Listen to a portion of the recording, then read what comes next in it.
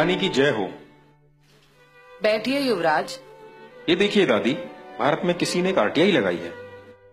कैसी आरटीआई राजकुमार? आरटीआई में लिखा हुआ है कि भारत कब और किससे आजाद हुआ। 14 अगस्त और 16 अगस्त 1947 को भारत का शासक कौन था? 25 जनवरी और 27 जनवरी 1950 को भारत का शासक कौन था? ब्रिटेन का शासन किस तारीख को भारत से खत्म हुआ? और क्या ब्रिटिश और उनकी आने वाली पीढ़ी का भारत पर किसी भी तरह का अधिकार है? लेकिन भारत सरकार ने इस आरटीआई का कोई जवाब नहीं दिया और आरटीआई लगाने वालों का दावा है कि आज भी भारत पर आपकी ही हुकूमत चलती है। क्या ये सच है दादी? हमारे पूर्वजों का सपना था कि दुनिया पर उनके वंशजों की हुकूमत बरकरार रहे। मैं तो अब बूढ़ी हो चली हूँ और आने वाले समय में इस महान सिंहासन को तुम्हें ही संभालना है। इसीलिए ये राज की बात बताना तुम्हें अब जरूरी हो गया है।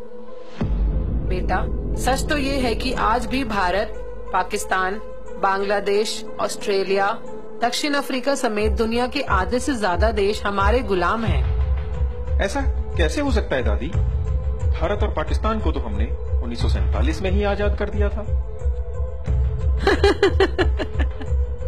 बेटा, इसी भ्रम में रखकर ही हमने भारत के लोगों को आज तक गुलाम बना रखा है। उनको ये आजादी देने का नाटक करना उस समय हमारी मजबूरी बन गई थी, जब सुभाष चंद्र बोस ने आजाद हिंद सरकार बना ली थी।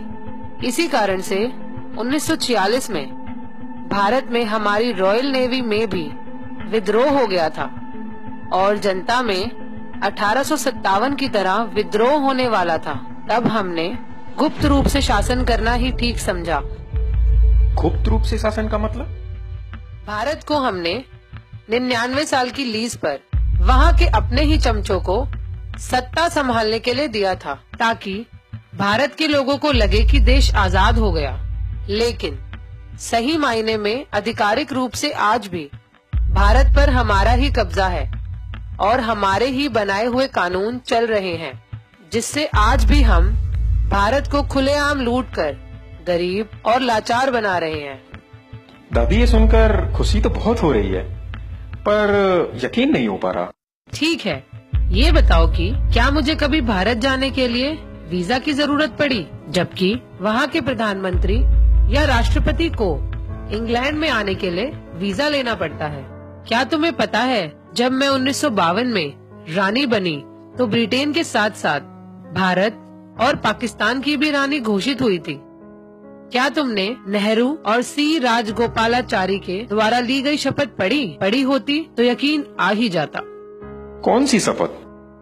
राजगोपालाचारी ने 21 जून 1948 को भारत का गवर्नर जनरल बनने पर शपथ ली थी कि मैं चक्रवर्ती राजगोपालाचारी गंभीरता के साथ इस बात को पक्का करता हूँ कि मैं हिज मैजेस्टी किंग जॉर्ज 6 और उनके उत्तराधिकारी के प्रति विधि के अनुसार वफादार, निष्ठावान रहूंगा और उनके प्रति पूर्ण भक्ति रखूंगा।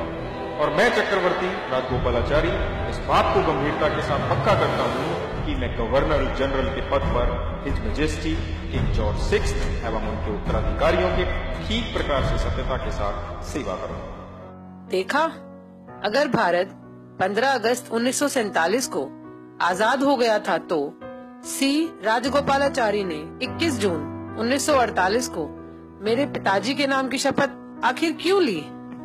चलो दादी, मान लिया कि 15 अगस्त 1947 को दी गई आजादी झूठी थी, लेकिन 26 जनवरी 1950 में तो भारत के लोगों ने न खुद का संविधान बनाकर अपने देश को गणतंत्र घोषित कर लिया था।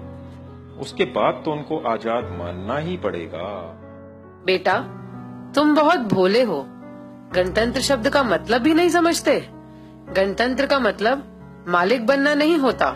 वहाँ का संविधान हमारा बनाया हुआ एक कानून ही तो है, जिसका पालन वहाँ के हर एक आदमी को करना ही पड़ेगा। इसको समझने के लिए ये देखो, इंडियन इंडिपेंडेंस एक्ट 1947, इसमें सेक्शन 6 क्लॉज 3 को पढ़ो।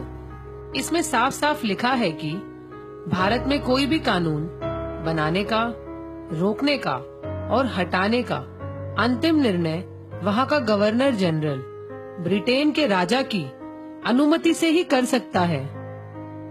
वहाँ का संविधान भी एक कानून ही तो है, जिसको हमारी अनुमति से गवर्नर जनरल सी राजगोपालाचारी ने 26 जनवरी 1950 को मान्यता दी थी। इस समझौते के तहत हम जब चाहे 99 साल की लीज और संविधान को रद्द करके भारत में दोबारा से सीधे सीधे शासन कर सकते हैं।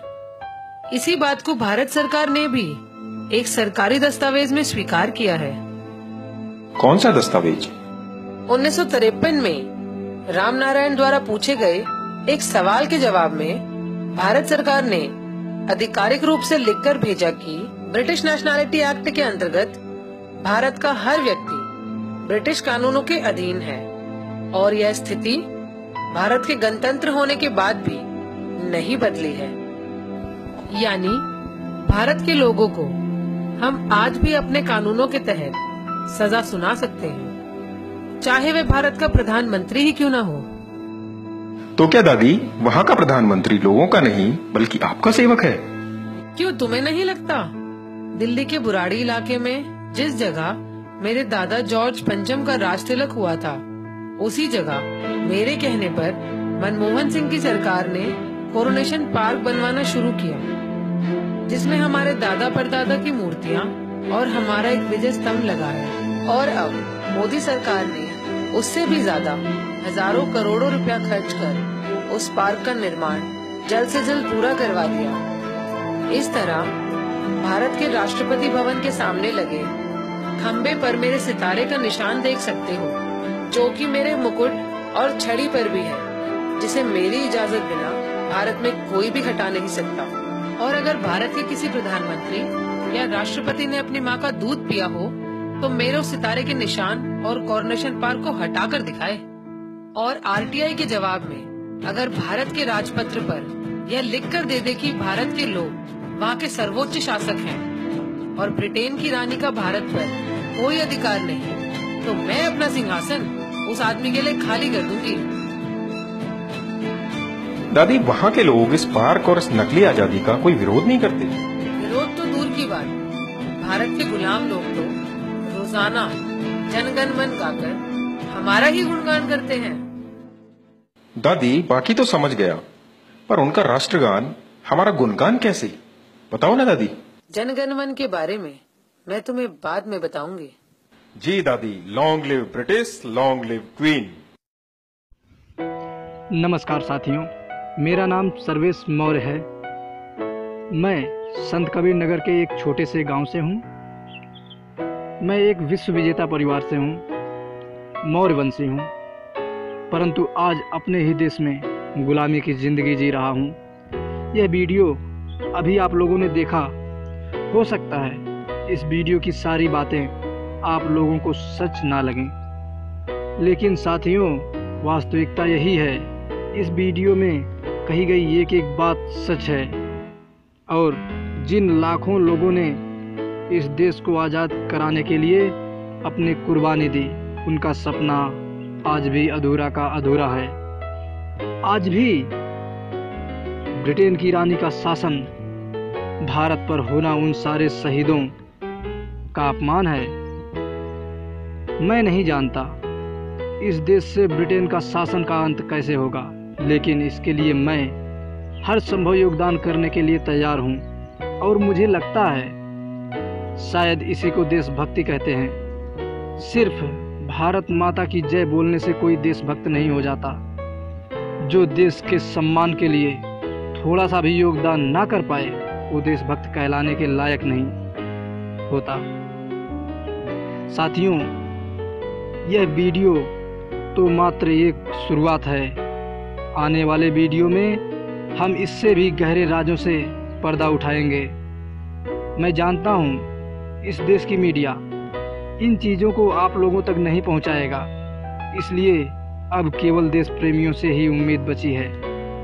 अगर आप भी देशभक्त हैं तो नीचे दिए गए व्हाट्सएप नंबर से अवश्य जुड़ें और मौर्य एक शासक परिवार यूट्यूब चैनल को सब्सक्राइब करें, ताकि आने वाली वीडियो की जानकारी हम आपके तक आसानी से पहुंचा सकें, जिससे ज़्यादा से ज़्यादा लोगों तक यह सच पहुंच सके। हमें विश्वास है जिस दिन भारत के सभी देशभक्त लोग इकट्ठा हो जाएंगे उस दिन न सिर्फ भारत से ब्रिटिश शासन का अंत होगा बल्कि इंग्लैंड की रानी भारत के लोगों के पैरों में गिरकर उनसे माफ़ी मांगेगी।